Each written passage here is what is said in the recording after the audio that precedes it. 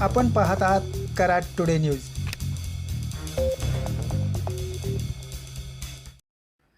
कृष्णा नदीवर कोडोली पाचवडेश्वर दरम्यान बांधण्यात येत असलेल्या पुलासाठी आज सादर होणाऱ्या अर्थसंकल्पात तरतूद होणार का, हे पाहणे औत्सुक्याचे ठरणार आहे.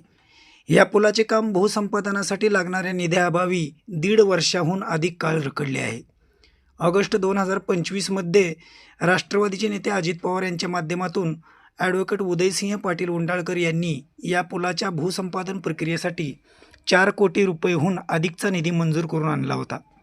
मात्र सदर पुलाच्या कामात जाणाऱ्या शेतजमिनीचा मोबदला कमी असल्याचे कारण पुढे करत तो शेतकऱ्यांनी घेण्यास नाकारला होता. त्यामुळे संबंधित निधी परत गेला. आज राज्याचा अर्थसंकल्प सादर होणार आहे. त्यामुळे या पुलासाठी निधीची तरतूद लोकप्रतिनिधी करणार का, याकडे सर्वांचे लक्ष लागले आहे. गेली 1.5 वर्ष रखडलेल्या या पुलाचे काम मार्गी लागल्यास महामार्गावरील वाहतुकीचा मोठा त्रास कमी होणार आहे. दळणवळणाच्या दृष्टीने हा पूल महत्त्वपूर्ण ठरणार आहे.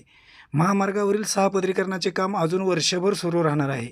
या काळात या पुलाचे काम पूर्णत्वास गेल्यास वाहतुकीचा बहुतांशी त्रास कमी होणार आहे.